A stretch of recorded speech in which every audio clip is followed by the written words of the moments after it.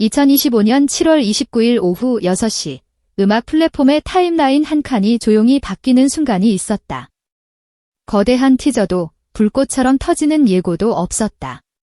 그저 제목 하나가 올라왔다. 지금부터 내가 지켜줄게. 그런데 이상하게도 그 제목은 노래의 이름이 아니라 누군가의 인생에 찍힌 도장처럼 보였다. 발매 버튼이 눌린 뒤 몇 분, 댓글창은 환호보다 먼저 울음으로 물들었다. 레전드다. 미쳤다 같은 말보다 더 빨리 번진 문장들이 있었다. 엄마한테 전화하고 싶어졌다. 아버지 생각이 난다. 우리 집 식탁이 떠오른다. 이건 노래가 아니라 편지다.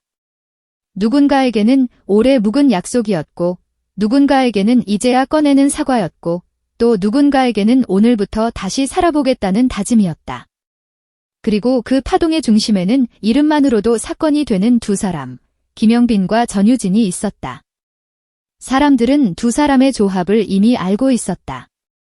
무대의 중심에서 자신만의 길을 만들어온 김영빈, 세대를 뛰어넘어 국민의 귀에 이름을 새긴 전유진.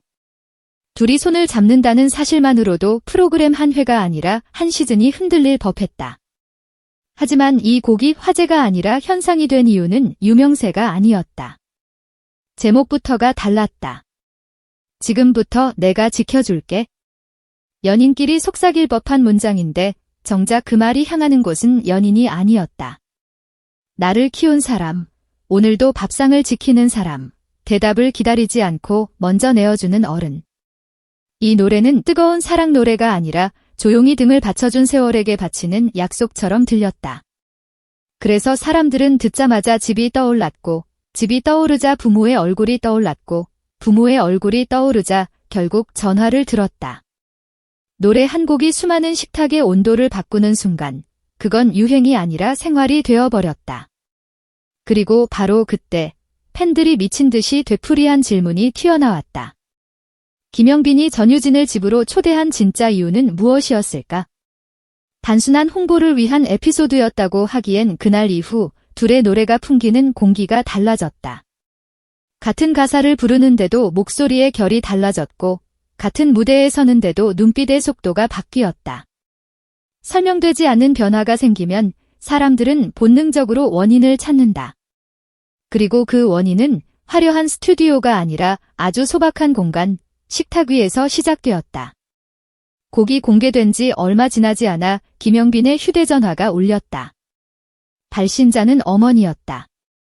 늘 그렇듯 짧고 단단한 목소리. 그런데 그날의 한마디는 이상하게도 긴 여운을 남겼다. 유진이 데리고 저녁 먹으러 와라. 그 말은 초대였지만 동시에 명령처럼 들렸다. 아니, 더 정확히 말하면 어머니만이 감지한 직감의 호출이었다. 어머니는 노래를 듣고 혼자 울었다고 했다. 아들의 목소리로 흘러나오는 가사가 마치 자신에게 건네는 말처럼 들렸기 때문이다. 당신의 주름 하나까지, 당신의 손끝 하나까지.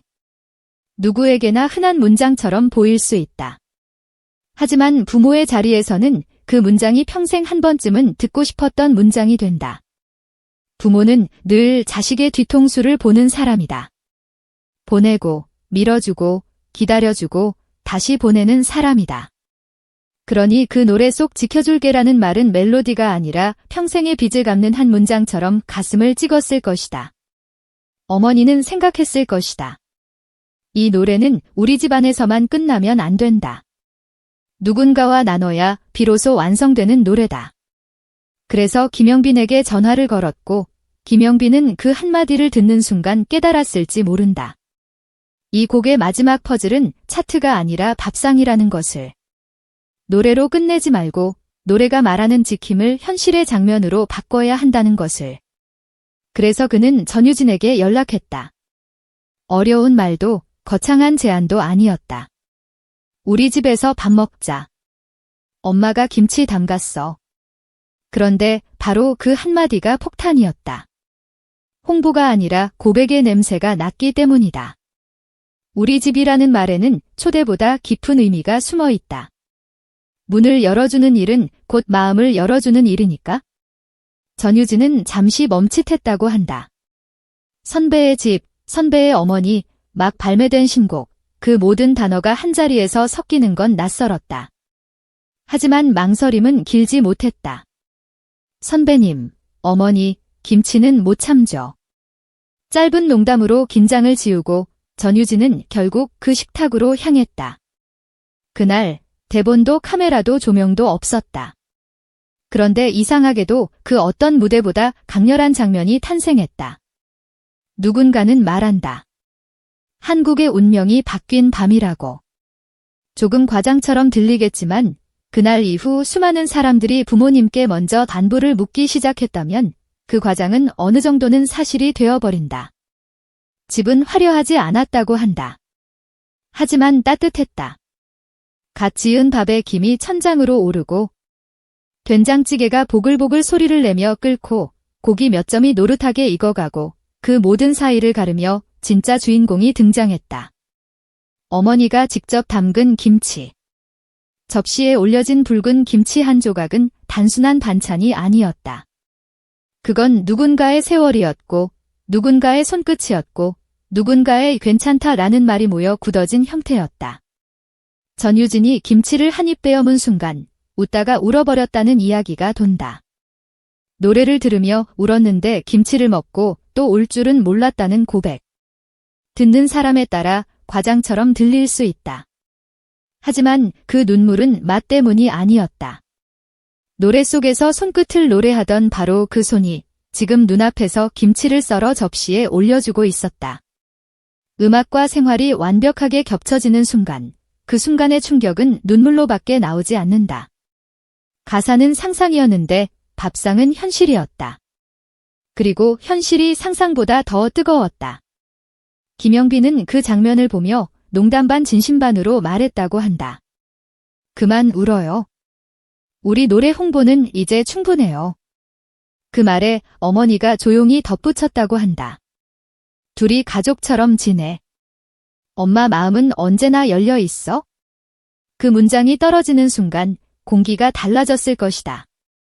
그 말은 단순한 환대가 아니다. 너는 이제 우리 사람이라는 선언이다.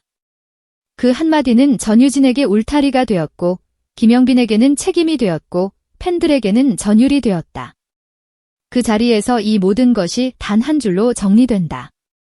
초대가 아니라 고백이었다. 함께 무대를 서자가 아니라 함께 삶의 온도를 나누자는 고백이었다. 노래를 같이 부르자가 아니라 노래가 말하는 약속을 같이 살자는 고백이었다. 사실 이 고백은 녹음실에서 이미 시작됐는지도 모른다. 첫 테이크에서 김영빈이 후렴에 지켜줄게를 너무 반듯하고 정확하게 찍어냈을 때 전유진이 조심스레 말했다고 한다. 오빠, 한 방만 뒤에 붙어도 좋을 것 같아요. 그 제안은 기술이 아니라 마음의 방향을 바꾸는 말이었다. 두 번째 테이크에서 지켜줄게가 한 방 늦게 밀려 들어오자 그 단어는 갑자기 사람이 되었다. 오래 묶어둔 말을 어렵게 꺼내는 사람의 숨처럼 들리기 시작했다. 그 숨은 과장된 고음보다 더 큰 울림을 만든다. 스태프들이 모니터 앞에서 조용히 숨을 죽였다는 이야기가 도는 것도 이해가 된다. 거창한 기교를 더한 게 아니라 고백의 속도를 맞춘 것뿐인데 곡의 온도가 바뀌었으니까. 무대에서도 둘은 서로를 이기려 하지 않았다. 누가 더 앞으로 나오지 않았고 누가 더 돋보이려 하지 않았다. 상대의 소리를 받쳐주고 함께 물러나는 태도가 노래의 정체가 되었다. 그래서 이 곡을 듣는 사람들은 기술보다 태도를 먼저 듣는다. 누군가를 지키겠다는 말은 목청이 아니라 자세에서 들린다. 그리고 그 자세가 그날 식탁에서 완성되었다. 노래 속 지켜줄게는 약속이었고 식탁 위 김치는 그 약속의 증거였다. 약속이 증거를 갖는 순간 사람들은 더 이상 이 노래를 그냥 좋은 곡으로 소비할 수 없다. 마음이 움직인다. 행동이 따라온다. 그러니까 팬카페에는 이런 글이 쏟아진다. 오늘은 부모님께 먼저 카톡을 보냈어요. 오랜만에 가족이랑 같이 밥 먹었어요. 혼자 사는 어르신께 김치 한 통 나눴어요. 누군가는 지켜줄게 챌린지라는 이름으로 부모님께 휴식을 선물하고 오래된 가족 사진을 복원하고 어른들에게 따뜻한 한 끼를 나누기 시작했다.